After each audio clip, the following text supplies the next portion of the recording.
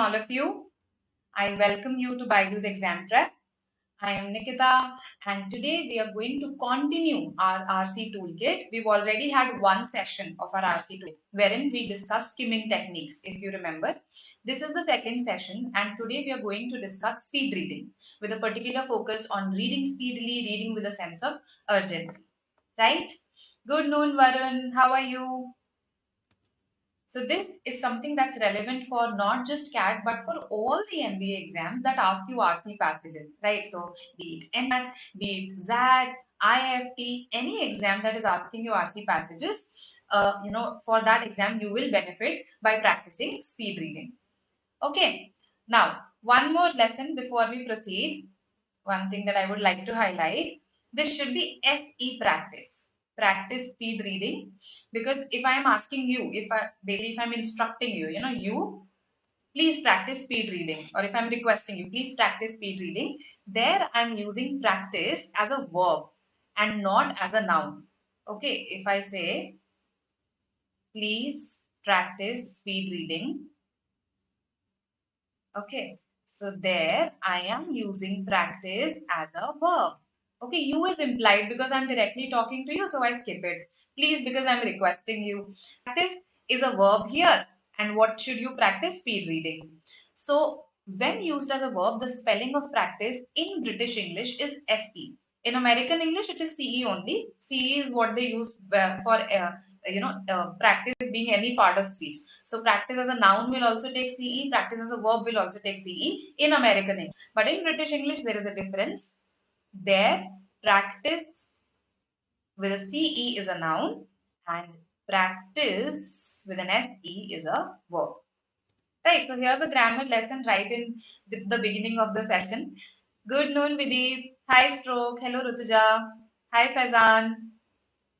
Okay, so with this, let's begin with our session.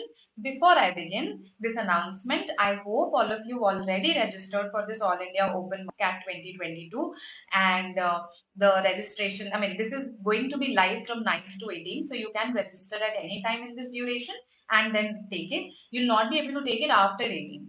Okay, and of course it carries all these benefits. The best thing I think is that you will see mock attempts by experts. You'll also get question wise video solutions so that there is no scope for queries, confusion, etc. Right? Okay, so the link for this has been pinned in the chat box, so you can click on that link and you can go and register in case you haven't. All right, good noon, long time. Hi Harika, hello Varun. Okay, so what is speed reading? That's my question to you. In the last class also we discussed it a bit, right? We discussed skimming, scanning, speed reading in our last session on the RC toolkit. That's what I'm talking about. So what is speed reading? Yes.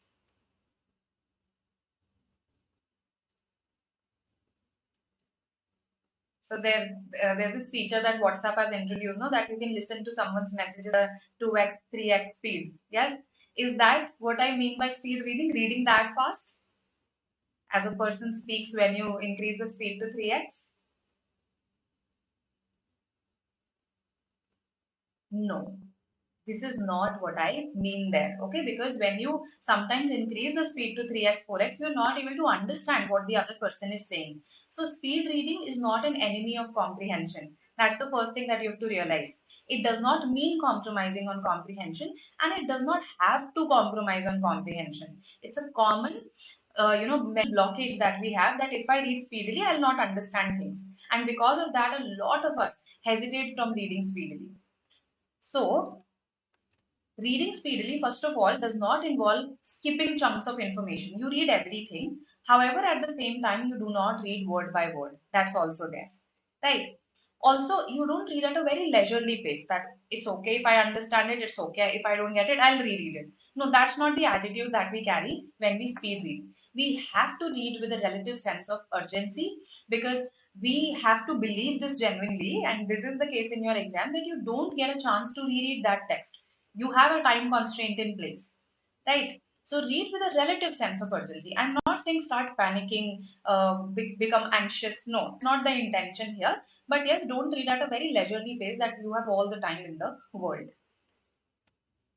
it has to be practiced very smartly. I often give the analogy of, let's say gymming or driving.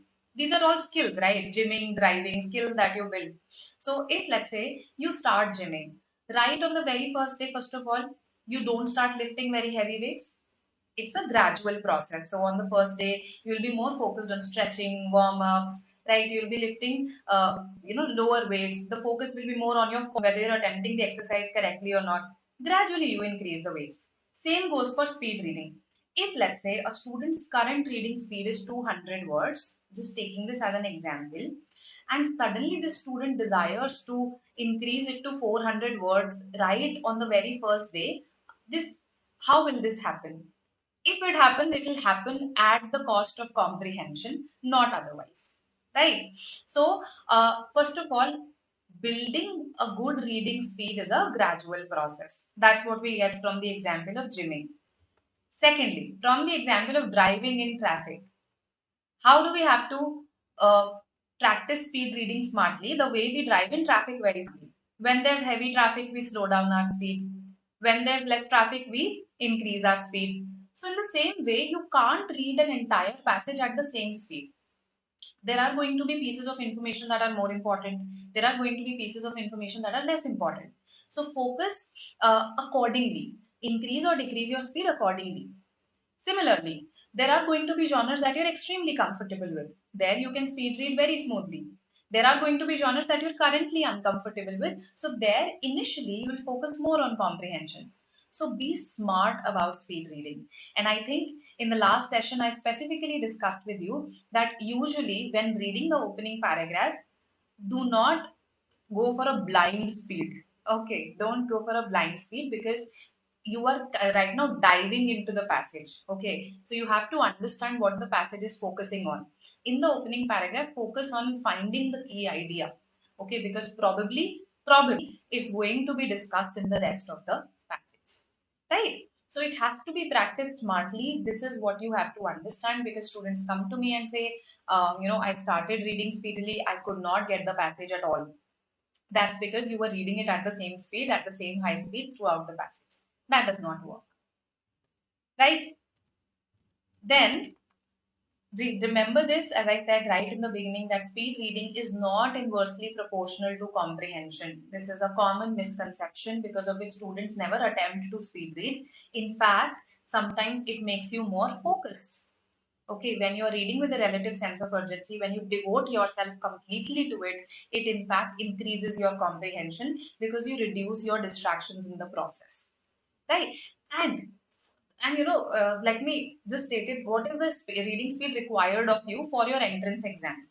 In case you're not a reader so far, then the reading speed required of you is not huge, right? We just need 250 words per minute so that you are able to read an RC passage of approximately 500 words in 2 minutes. And then you are able to devote approximately 5 or more minutes to your questions. That's our intention. So it's not that we are asking you of very high reading speeds. No. In fact, if you measure your current reading speed, you can do this today. Measure your reading speed. A very easy process. Pick up the newspaper. If you're reading online, that's also fine. Okay. Pick up an article from the newspaper. Don't make it a very technical niche article. Something that's topical in nature. Like newspapers generally provide us topical information only. Okay. And see how much time you take to read that article. Right. Don't pick up something very long. That would be my suggestion. So let's say you pick something from the editorial page. It was 600 word long. So it was 600 words. And when you start reading it, switch on the timer of your clock. Yes, you have it in your smartphone. So switch on the timer. And when you stop reading, just stop the timer. So if it's of 600 words, you counted the words or you just copy pasted the article to Word and you found out that it's 600 words and you took 3 minutes to read it, then you know that your current reading speed is 200 words per minute. If you took less than 3 minutes, then it's more than that. Right? That way everybody can measure their reading speed. It's not a big deal. So how to start? Yes, absolutely, Stroke. So this is what we are going to discuss. skimming a part of this skill or altogether a different approach? So Indranil, skimming, scanning, speed reading, they're all interrelated when it comes to attempting an RC passage. Yes, skimming is something that's very closely related to speed reading, because in the last session I told you that skimming can happen at the level of a sentence also. Yes. So when you apply skimming at the level of a sentence, it helps you to speed read. So for instance, this is the example I took in the last session. No, all the world is a stage and all of us are actors.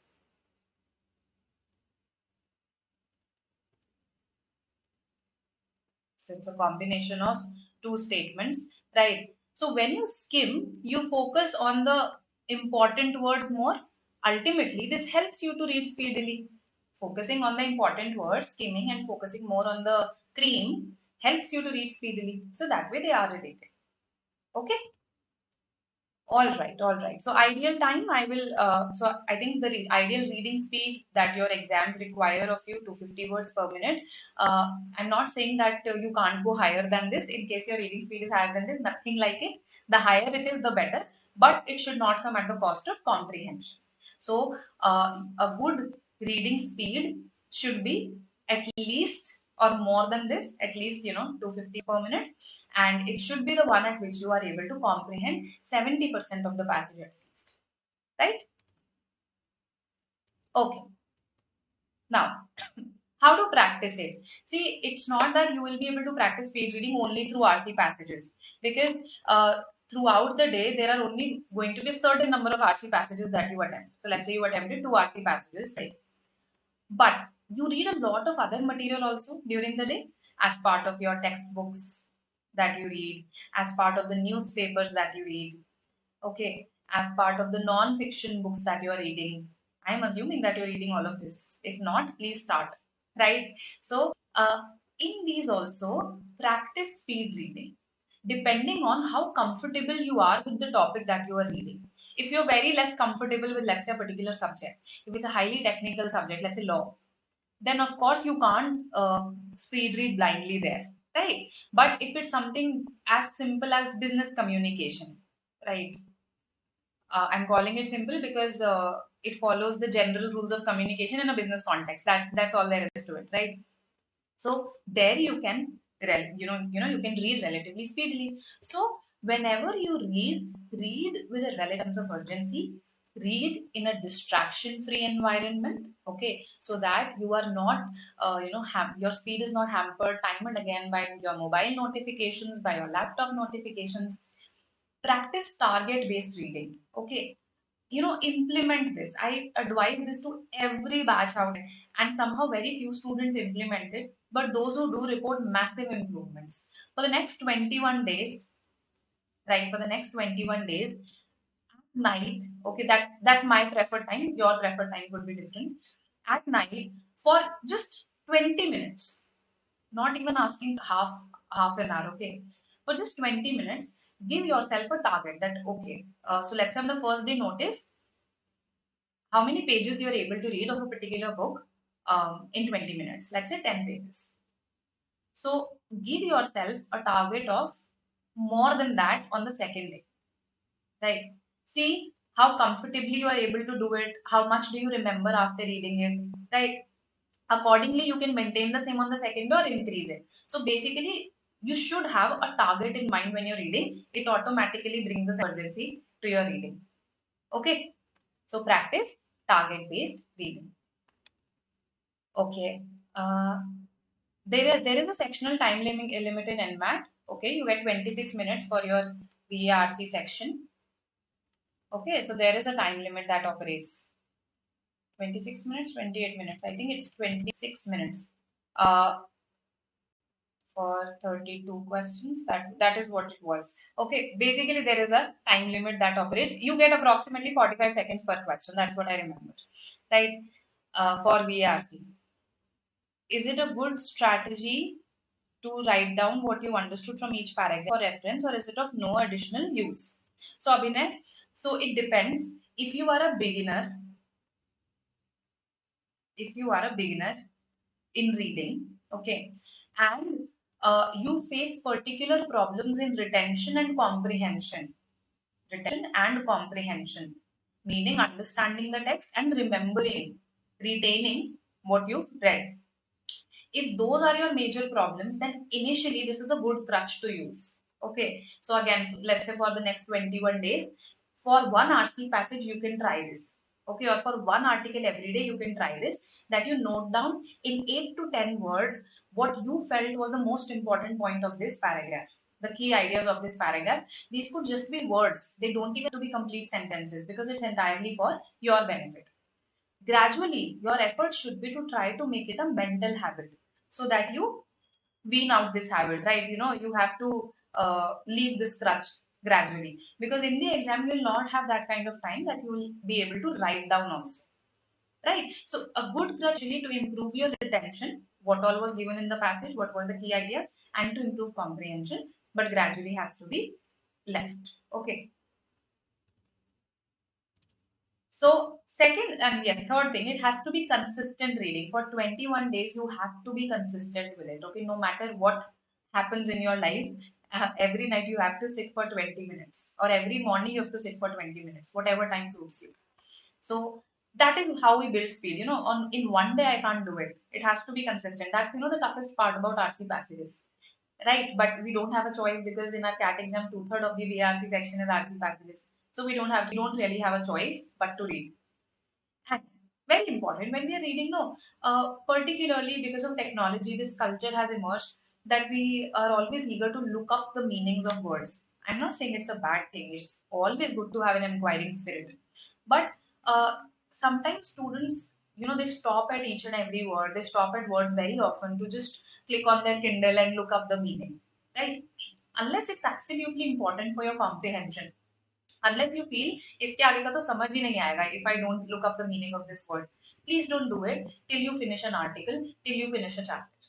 So don't get stuck too often because of vocabulary, because of a particular expression or a particular sentence, unless absolutely necessary for your further comprehension, because these are speed inhibitors, right? After you finish the article, look up all the meanings that you want. So this is how you have to practice it. I am sure all of you will, sit tonight for 20 minutes, see how much you're able to read comfortably, and gradually as you practice it, you yourself will see your reading speed goes up very comfortably, very easily. Okay. All right. So this is about what speed reading is, how to practice it. Now let us practice it, right? Let us implement this. So I have an RC passage for you. The first paragraph we are going to read together. Okay, the first paragraph is the opening paragraph. Anyway, I don't suggest blind speed there. So there I'll show you which parts to read speedily, which parts to read very slowly, right? And how to get the key idea also. So ultimately, we are going to practice a number of skills there, right? We are going to practice speed reading, skimming. We are going to see how to comprehend, okay, and what all to retain, right? So let's do that. And from the second paragraph on, I'll show you the paragraphs. You have to read them yourself. There is a timer that will be running on your left. Please don't be obsessed with the timer. Read. The passage is pretty easy, right? I haven't chosen anything very difficult. And after that, we'll attempt the questions. They'll tell us how much we retained, how much we understood. Okay. All right. So here's our first paragraph, a little long. Now, this says, few realize that the government of China, governing an empire of some 60 million people during the Tang dynasty, implemented a complex financial system that recognized grain, coins, and textiles as money. So, the first sentence I always read with my full concentration and dedication, and I don't speed read my sentence. Okay, and this tells me that okay, I'm talking about history, it's a history passage. I'm talking about China during the Tang dynasty, and that too, this is a passage devoted to business and economics. Okay, because I'm talking about their currency, what was used as money, grains, coins, and textiles. Coins did have certain advantages. Okay, let's discuss the advantages of coins. They were durable, recognizable, and provided a convenient medium of exchange. So you see, what were the important words here? Durable, recognizable, convenient. The other part I could read more speedily, especially for smaller transactions. Oh, okay. Coins, smaller transactions. However, there were also disadvantages. A continuing shortage of copper meant that government mints could not produce enough coins. Okay, shortage. So shortage is a problem here. They could not produce enough coins for the entire empire, to the extent that for most of the dynasty's history, coins constituted only a tenth of the money supply. Only a tenth of the money supply. Now you see, I could speed read this entire part. Mainly they are explaining the shortage only. Through this entire part, the shortage is being explained. One of the main objections to calls for taxes to be paid in coin was that peasant producers who could weave cloth or grow grain, the other two major sources of currency, right? Textiles and grains. We've just read that. So associate. The two other major currencies of the time would not be able to produce coins. How will peasants produce coins? Yes, and therefore would not be able to pay their taxes. So that's why taxes were not usually taken in coin. So I have just encircled the important words here, if you see, right? And I read this one a bit relatively slowly. I rushed through, as in rushed through, not in a negative sense. I increased my speed when I came to this part. This is how you implement speed reading. So I did everything here. Speed reading, skimming, right? And now, if I ask you, what's the key idea that is given in this paragraph? It is talking about, yes, simple passage, yes. The currencies that were used by the Tang dynasty, coins, textiles, and grains. And in this paragraph, we are particularly focusing on coins, their advantages and their disadvantages. So, we've got the key idea also. We have comprehended this also. And you know, this is a CAT 2020 passage. It's not that I am giving you a deliberately easy passage. This came in CAT 2020 slot 1. Okay. So, comprehension is also done, and because I remembered it after reading the paragraph, I have retained the information also. So, I have good retention also. That's what I gathered from this paragraph. So this is what we are always doing subconsciously when we read a particular piece of text. It's just that we are lacking somewhere or the other in one of these skills, which is what we have to work on. So let's come to the next paragraph, and now I'll time you. Okay, try to read with a relative urgency and within the time limit that I give. Okay, let's go.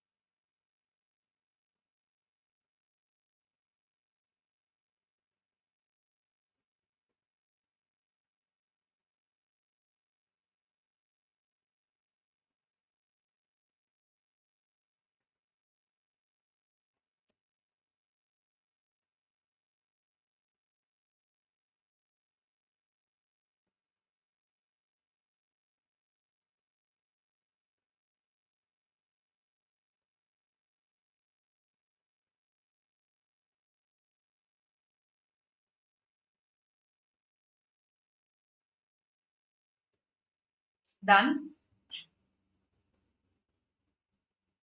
I hope all of you were able to catch up, were able to read within the given time constraint. So if I ask you, what is this passage about? If I ask you what is the theme of this passage, or what are the ideas discussed in the passage, the main idea of the passage, what will you tell me? Yes,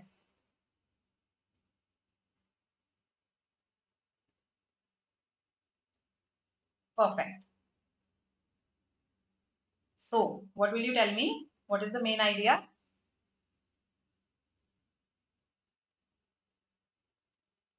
So Gagandeep, for students who are enrolled with us, we have classes from 9 p.m. to 10:30 p.m. Okay, these are free YouTube sessions. They are open to everyone.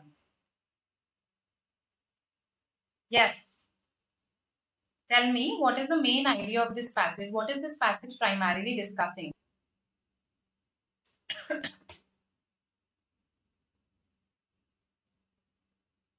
So the author talks about the currencies used by the Tang Dynasty of China, grains, textiles, and coins. Okay, and discusses their relative advantages and disadvantages, concluding that today's currency system also shares certain similarities as while it undergoes transformation. Right, it is changing in front of our eyes. Not just coins and textiles, even grains are mentioned. This part is mentioned, no, that they used to rot. That's why their usage was more confined to local things. Yes, changing generations, no one. So we haven't really focused more on the present time. Our focus has been more on the Tang dynasty. Towards the end, in the last paragraph, I mentioned just a bit about the modern currency system. Right? More payments, that too, the three modes of payments during Tang dynasty. We have to be specific when we give the main idea of an RC passage. Okay, coins, textiles, and grains, and their relative advantages and disadvantages as currency during the Tang dynasty. Okay, so this is your question one. In the context of the passage, which one of the following can be inferred with regard to the use of currency during the Tang era? What can be inferred out of these? Tell me. I want a lot of responses, no negative marking here, right? Right now in the session.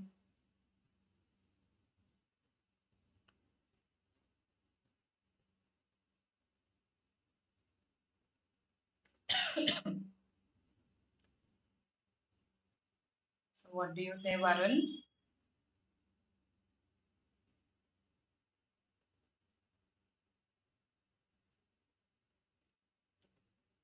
Fan, what do you say?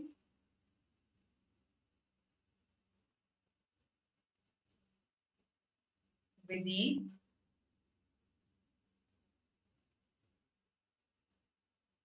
stroke,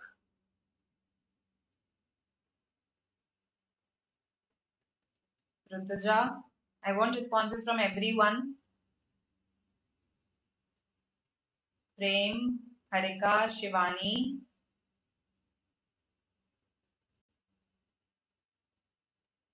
Hello Anushka, what do you say? Indraneel, Priya, Abhinay, Gagandeep. Okay, so I've got 4, 2, 1. Okay, 4 students have responded so far. All right. Okay, Gagandeep, I'll try. Actually, the thing is that sometimes some students do not understand Hindi. So that's why I have to keep a balance. Also, because we are trying to learn English, right? So it's better that I talk in English. I try to keep my words as simple as possible, but because we are trying to improve our language, our English language, it is better that we talk in English, even though it might be a little uncomfortable in the beginning. Okay? So 1, 3, 4, 2. Okay, I've got pretty much everything. Okay. 1 and 4 is basically, I've got more of ones and fours from where I can see. Let's have a look. Fourth, grains were the most used currency because of government requirements. This can be easily checked. So see, right now I did not go back, but in case you during the exam you have to check facts that you do not remember, please go back. Okay, so if you're not sure about 4 that grains were the most used currency, please go back and check this.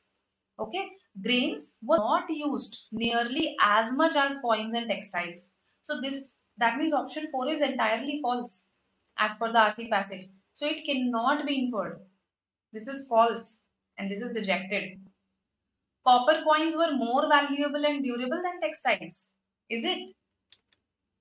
See, there is a textile coin comparison. There is a textile coin comparison that has happened here.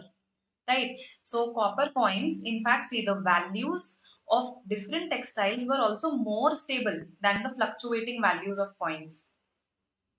Yes. Then we talk about their measurements being remarkably steady. So that of textile, the measurement of textile was remarkably steady. So there were fewer problems with the supply of textiles. So basically textiles had some advantages of coins. This is what is stated here. And I say clearly that the value of coins did not fluctuate as much. Okay, they were more valuable, they were more durable. This is not something that the author has mentioned in the RC passage when I look at my coin textile comparison. Right, so this cannot be inferred. 2. Currency that deteriorated easily was not used for official work. Let's see. So, what deteriorated easily?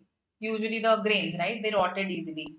So, is it stated in the passage that grains were not used for official work? Let's have a look. We are saying, okay, it was not used as much in the textiles, but taxpayers were required to pay grain to the government as a share of their annual tax obligations, and the official salaries were also expressed in weights of grain. So this is option 2 is again false as per my RC passage, and this cannot be the answer. So 2 and 4 were easy to eliminate actually. For 3, you could, let's say, go back and check this very closely that okay, wherever the comparison between copper and textiles is given, coins and textiles is given, is this mentioned about coins? 1 is the answer. Currency usage was similar to that of modern times. Just like in modern times, we are using different materials, so to say, different things. Similarly, in the Tang dynasty, also, we were using different things. This is something that can be inferred by elimination. Remember this. Okay. So, through elimination, I arrive at this answer. Some of you might feel that, okay, this is not the perfect answer. So, we are not looking for perfect answer. We are looking for the most appropriate out of the lot.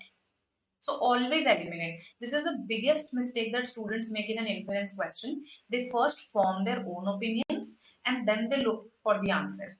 This is not required. We have to strictly stick to the passage. Nobody has our own opinions, right? And we have to eliminate, choose the best out of the lot. Okay. So for instance, if somebody asks me, is one the ideal answer, the perfect answer? The perfectly framed option, I would say no, no.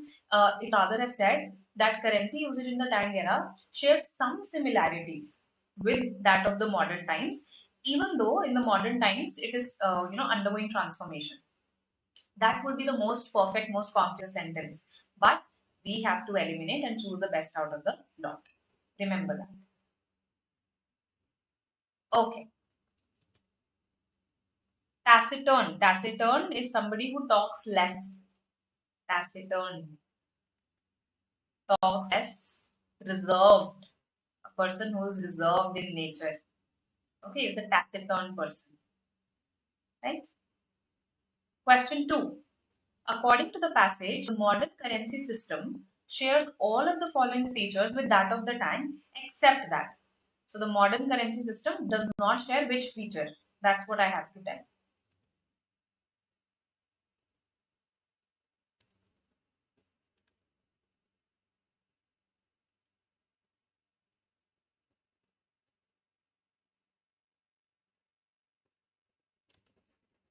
What do you say?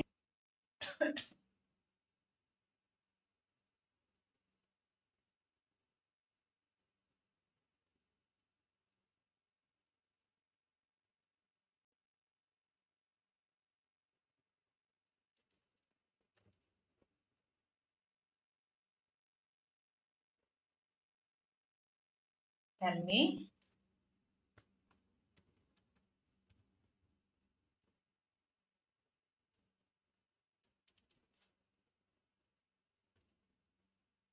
Waiting for your responses. Okay, so Varun says 3, Anushka 4, Govind says 3, others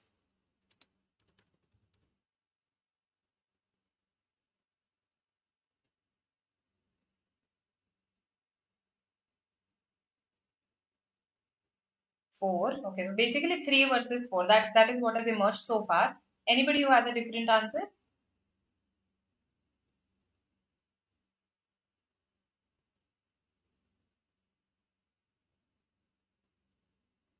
2. Okay, I've got 2 also. One now. Let's have a look at the last paragraph. I think the modern currency system has been mentioned only in the last paragraph. So that was the answer. So in the exam, you have the luxury to go back. Remember this. It is not wasted time. It is accuracy ensured. Okay, so in case you're not sure, please do not hesitate to go back. In actuality, our own currency system today has some similarities, even as it is changing in front of our eyes. We have cash, points for small transactions like paying for parking at a meter, and banknotes for other items, checks and debit or credit cards for others. So we have different types of materials. We have different currency for different situations. So those two options are eliminated, right? Often larger types of payments, debit and credit cards. At the same time, we are shifting. At the same time, we are shifting to electronic banking and making payments online. So this is how we are undergoing transformation, right? It is changing in front of our eyes. So, has this been stated for the Tang dynasty that it was also changing? In fact, we say that the value of textile had been pretty steady from the 3rd to the 10th century. Okay, they valued stability. They were valuing stability in their currency. So we don't know. But yes, the value of their sorry. The value of coins fluctuated. The value of coins fluctuated there as well.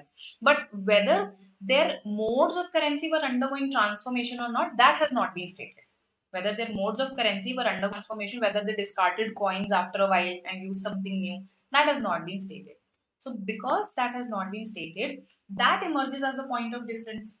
Because different materials as currency is given, different currencies for different situations is given, we are left with 2 and 4. We are left with 2 and 4. Nothing about, this has been mentioned that our currency is stable in value. Our modern currency is stable in value. In fact, we are shifting to new methods of making payments. So it is undergoing transformation. This is very clearly stated. This part is iffy. I can't be sure about this. And this is not stated about the Tang dynasty. That is why this is the best answer choice. This was not something that was stated for the Tang dynasty. Do you get it? So option 4 is the answer here. Good, Bhavanam. Good, Anushka. Vidhi. Right? If that this was the answer for this question only. Okay? So 4 is our answer here. And this was our question 2. Let's have a look at the third question. When discussing textiles, as in the Tang period, the author uses the word steady and stable, right? I just showed you that. To indicate what? To indicate all of the following except. So what is the author not trying to indicate? Okay, let's read the options and let's go back. I think it's important that we go back. So what is he not talking about? Reliable supply, reliable measurements, reliable quality, reliable transportation. Let's go back and see what all was discussed. Here. So it says that textiles had some advantages. What were they?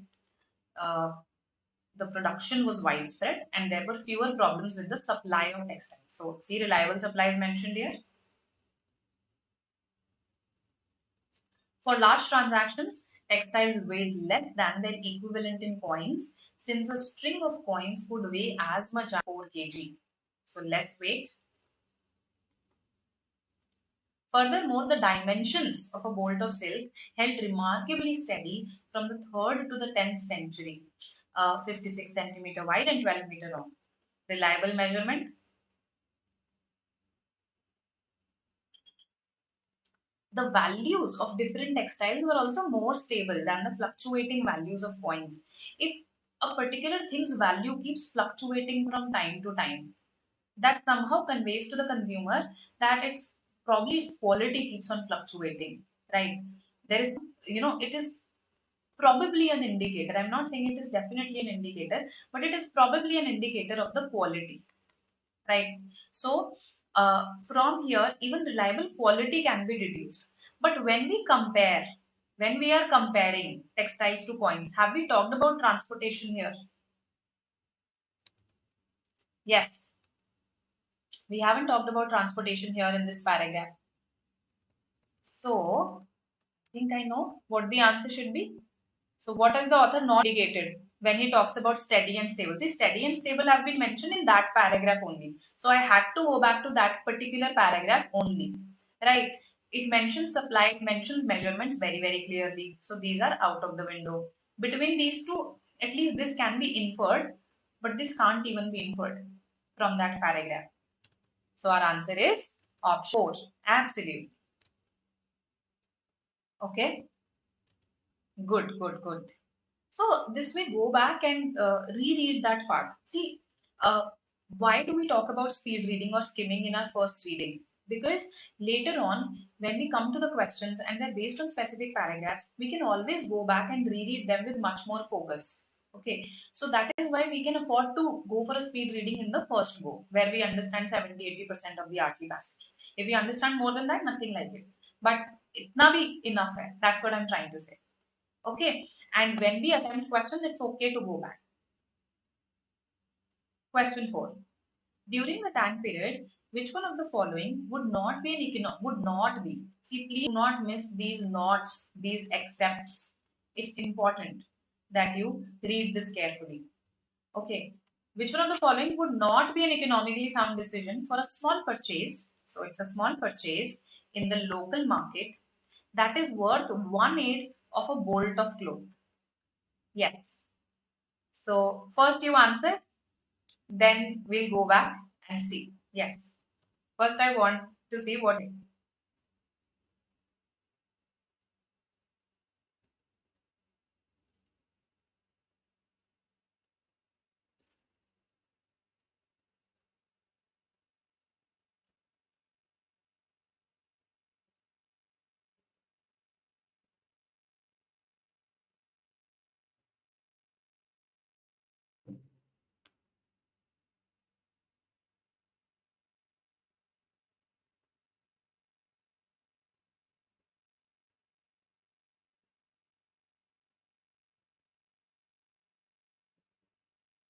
2 or 3.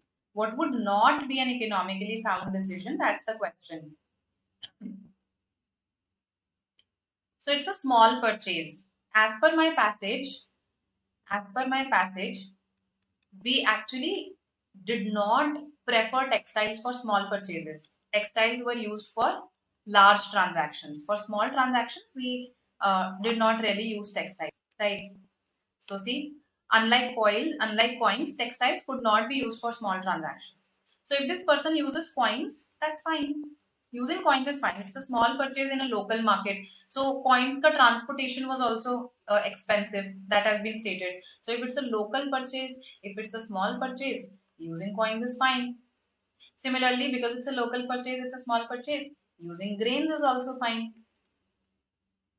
Yes, because you can weigh grains very easily, and because there is no transportation involved, it's a local purchase only. They'll not rot also.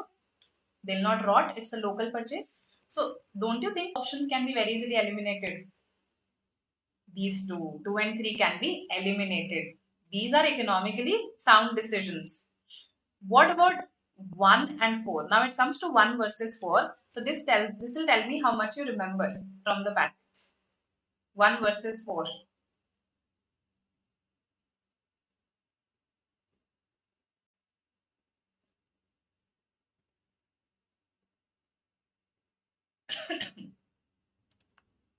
Let's go back and check. So we have a choice between new bold, cutting it into 1/8 versus a faded bolt that is approximately the same value as the thing that we have purchased, right? So new bolt को 1/8 करना चाहिए या फिर एक faded bolt ले लेना चाहिए. Yes, the answer lies in this paragraph. So Anushka says 1, Stroke says 4. See this. Stained, faded, and torn bolts of textiles had less value than a brand new bolt. So first of all, your brand new bolt carries more value. Secondly, a full bolt had a particular value. If consumers cut textiles into smaller pieces to buy or sell something worth less than a full bolt, that too greatly lessened the value of the textiles. So if you 1/8 from it, then the 7/8 that will be left, its value will decline immediately. Right. So you just wasted, in a way, you wasted a large extent your new bolt if you're cutting it and then paying from it. Rather use your faded bolt. That is approximately the same value, that part of the faded bolt. So what will not be an economically sound decision? Option 1. Absolutely correct. Anushka, Rakesh, absolutely correct. Okay. Fourth is eliminated. 1 is the answer. So retention is important, and even if you did not retain this exact information, you should know where to go, which para to go to. So this was in para 2, right? So you should at least remember this roughly. This is called locational retention. मुझे exactly नहीं याद, पर मुझे ये पता है कहाँ पर है, location क्या है, right? And reading paragraph carefully, reading the passage carefully is important. So we have to build this balance. Building this balance is a skill that takes some days at least, and that too when you practice consistently. So do practice. You have a lot of material, no dearth of material. You have a lot of sources, okay, newspapers, non-fiction, etc., etc. So please make use of them and do start reading in case you haven't. And my suggestion would be that if you are a sincere candidate for CAT, then you should practice at least 2 RC passages every day in case you feel your current performance in them is not up to the mark. 2 RC passages every day have to be practiced. Also, mocks, test taking, taking sectional tests, topic tests, mocks, that's again essential. Do not think, let me first finish the syllabus first. This is not how it works for entrance exams. You learn through tests, entrance exams. Okay, so I'm sure you're going to take this All India mock. Yes, do like the session, please. This will tell me that you found value in it, and we'll come up with more such useful sessions, right? And this is the CAT comprehensive program that we offer. This prepares you for all the management entrance exams. Plus, it also prepares you for the stage 2, right, of the selection process. A lot of material and a lot of expert guidance. And I hope you like the session. In case you want something else to be covered, in case you have any more suggestions, in case something is not clear, then you can leave your comment in the comment section. I respond there. Okay. And these are our social media handles. We post a lot of relevant GK stuff on our social media handles, right? So Instagram also, Facebook also, and this is how you can stay connected with each other also when you join this Telegram channel, right? Okay, one more passage in the next session. So this is a series, not just one standalone session. So in the next session, I'll come up with one more passage for you. All right. How to attempt vocabulary questions if you do not know the answer. Good question. So in that case, there is a technique called grouping and elimination. Let's say you do not know the exact meaning of the word, but you have a vague idea that this is not a positive word, or this is something that we use to praise someone. So if you have an idea about the connotation of the word also, no? Connotation means this image associated with the word, positive, negative. Then let's say you want a synonym and you know your given word is positive. So eliminate all the negative words right away. So group. This grouping can be on the basis of connotation. It can be on the basis of meanings. Let's say two of the words are exact, you know that they are very synonymous, you know that they are synonyms, then probably neither of them can be a part of the answer, no? Neither of them can be the correct answer. Something else has to be. So in that case, group and eliminate. And ultimately, if you are still very confused between two options, then if there's no negative marking in the exam, just mark one randomly and proceed. So for NMAT, you can do this. Okay. Mark one randomly and proceed. TISNET, you can do this. For SNAP, if you have a higher degree of surety for one of the options, then mark it, otherwise leave it. No wild guesses there. Right? Grammar practice, yes, I did take a session, no? Importance of grammar, yesterday itself. I took this, so we practiced a fair number of questions there on grammar. So you can watch that. Vocabulary, we keep on covering, we keep these sessions interspersed. Okay, so we have asked these also, vocab, grammar also. So there are no separate timings for vocabulary sessions. I see you Tuesday to Saturday, 12 to 1. Okay, so this is where I see you. On some days it's RC, on some days it's vocabulary, on some days it's grammar, and on some it is verbal logic, para jumbles, para summary, etc. Right? All right then. See you tomorrow at 12 with another session. And again, we are going to talk about some important things. And yes, till then, bye. Take care. See you.